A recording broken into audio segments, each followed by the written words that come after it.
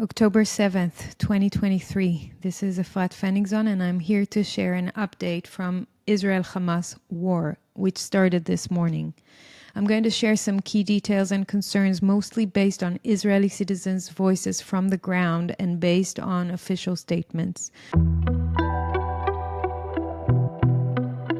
So no doubt by now you heard that Hamas launched a surprise air and ground attack on Israel soil, and that Prime Minister Benjamin Netanyahu says that Israel is at war. Now, with conflicts like this, there are plenty of questions that need to be answered, and there's certainly a lot of propaganda that goes out there by all parties involved. Now, I was led to this video by a YouTuber called Hard Bastard. If you don't know about him, check him out. He's pretty good. And he showed this video from another YouTuber who simply asked questions that I would say should be answered. Now, would those questions reveal everything? Probably not.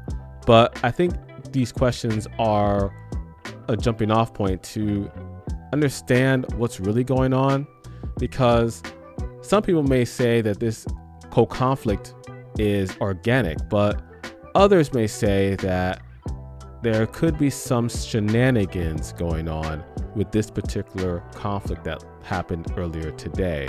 Let's take a look at this video, then I'll follow up with an article from the Daily Wire and give you my final thoughts.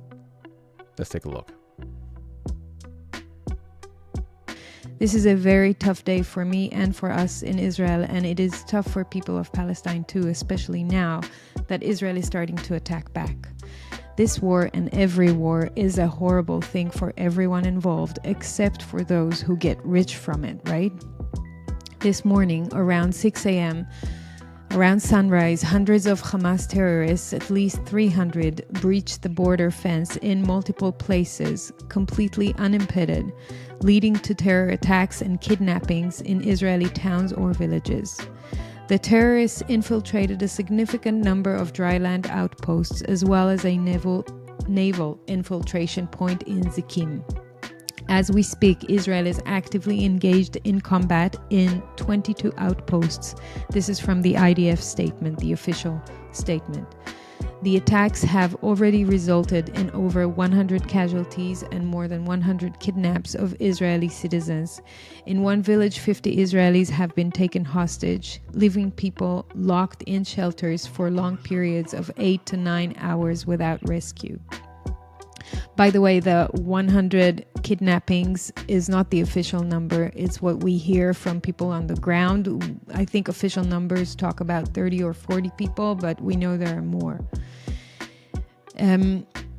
In some places, the terrorists were burning the village and people didn't know if to leave the shelter and surrender or stay and pray for the fire to not reach them. Many young people who were in a big outdoor party near the Gaza envelope villages were attacked there. Some ran away, some were injured, and some are still missing. Apparently, Israeli defense forces that were supposed to be around Gaza were placed around the West Bank because of security concerns, so that the Gaza envelope was left unoccupied with military. They say around 60 to 80% of that area was left without the IDF forces that were supposed to be there. Soldiers are being recruited for reserves as we speak from this morning, but because of stupid reasons such as no public transport, they're waiting hours to get to the bases. Mainstream media, this is an interesting point, apparently admits that IDF spokesperson is forbidding them to tell the complete truth about what's happening, highlighting a lack of transparency. And this is to the Israeli citizens. I'm not even talking about overseas. I'm talking about to the people of Israel here. For hours and hours, the reports that came from the mainstream media were completely lacking, and people started to rely mostly on the news from each other, from people on the ground. Only now, 6 p.m. Israel time, or it's actually 7 already, 12 hours after the event started, we received the first formal statement from the IDF spokesperson, and I will include an article with that statement in the notes. A year ago, there was a military operation in Gaza to prepare for such events, and ongoingly there are trainings for these kind of scenarios. This raises serious questions for me anyway about Israeli intelligence. What happened? 2 years ago, there was a successful deployment of underground barriers with sensors to alert exactly on these kind of terrorist breaches. Israel has one of the most advanced and high-tech armies. How come there was zero response to the border and fence breaching? I cannot understand that. Personally, I served in the IDF 25 years ago in the intelligence forces. There's no way, in my view, that Israel did not know of what's coming. A cat moving alongside the fence is triggering all forces. So this? What happened to the strongest army in the world? How come border crossings were wide open? Something is very wrong here. Something is very strange. This chain of events is very unusual and not typical for the Israeli defense system. With the recent normalization efforts of Israel and Palestine led by Saudi Arabia, I wonder whether a prisoners exchange deal is something that could only be seriously considered by Israel if a shocking event like that happened.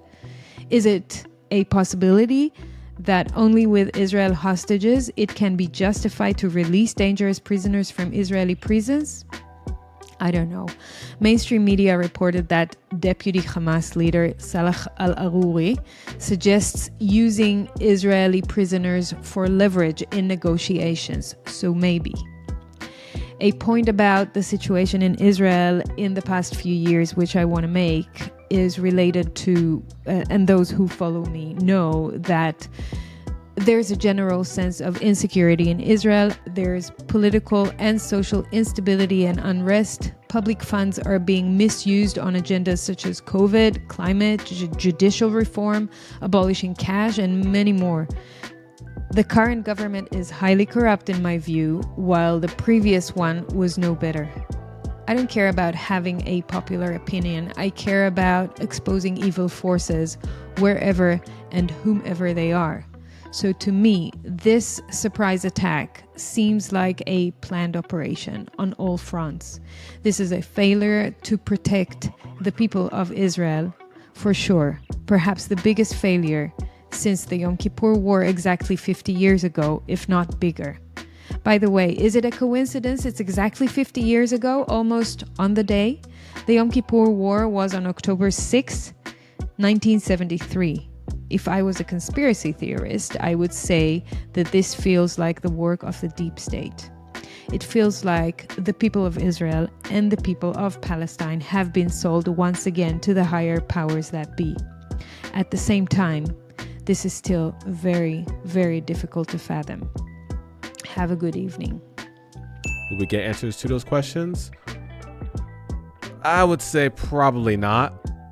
But based on what she was saying, based on her serving in the IDF in the past and talking about Israel's intelligence and military, and if something as small as a cat raises alarms with the Israeli sources, yet Hamas is able to breach and do a ground and air attack, a surprise attack, that just raises questions, I would say. It does raise some questions. And if you ask a question, about Israel at all, mainstream media will just dub you anti-Semitic. And Jonathan Greenblatt with the ADL will be knocking on your doorstep. But, we're just supposed to just go along with everything that goes on in mainstream media, right? Right? Daily Wire. Trump slams Biden as Iran-backed Hamas invades Israel. American taxpayer dollars helped fund these attacks. October 7th, 2023. Donald Trump blasted President Joe Biden Saturday morning after Iran-backed Hamas terrorists invaded Israel in an unprecedented attack, killing over 100 Israeli soldiers and civilians.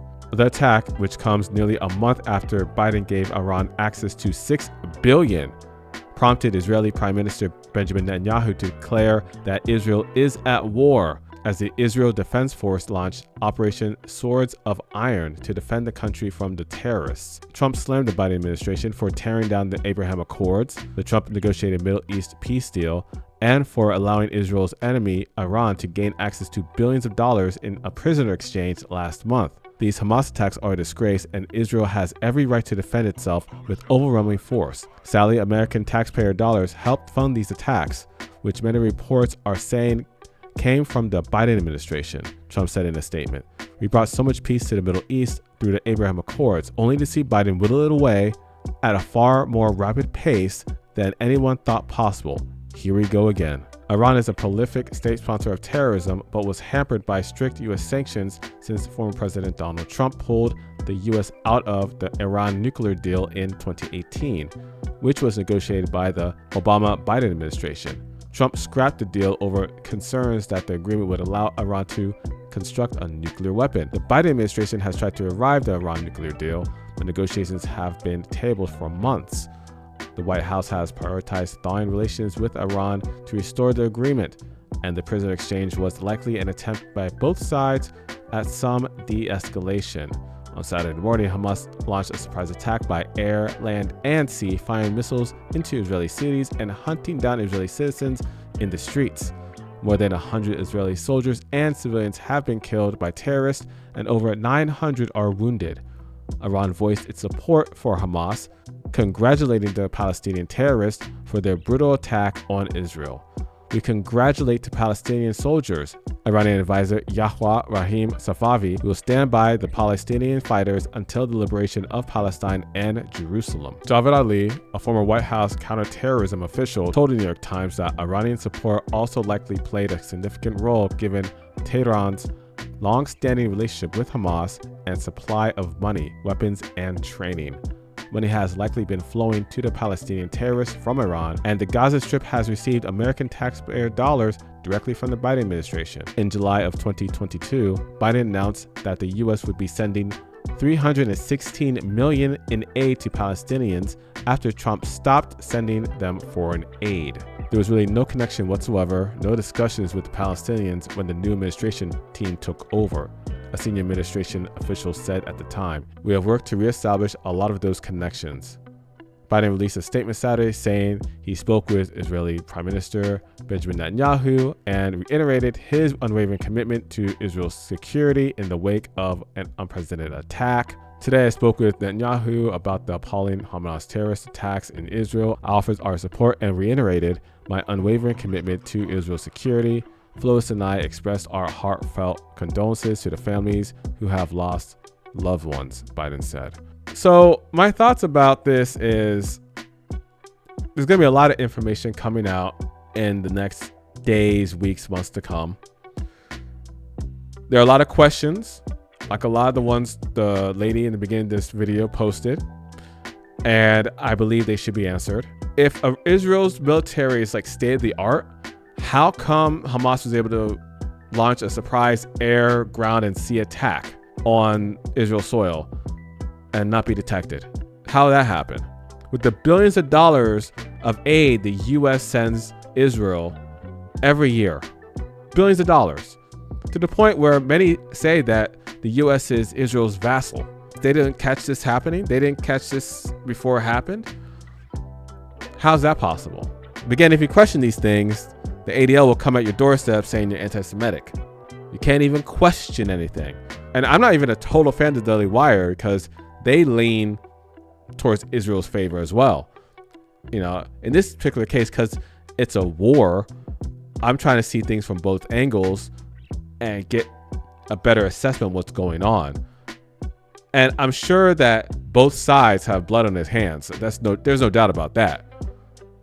But I want to know what's really going on behind this particular attack. So I'll try to keep up with it as best I can and report as much as I know as information comes through, again, in days, weeks, and months to come. But please, in the meantime, share this video, like and subscribe, hit the notification bell to get notified of future videos. And until the next one, take care.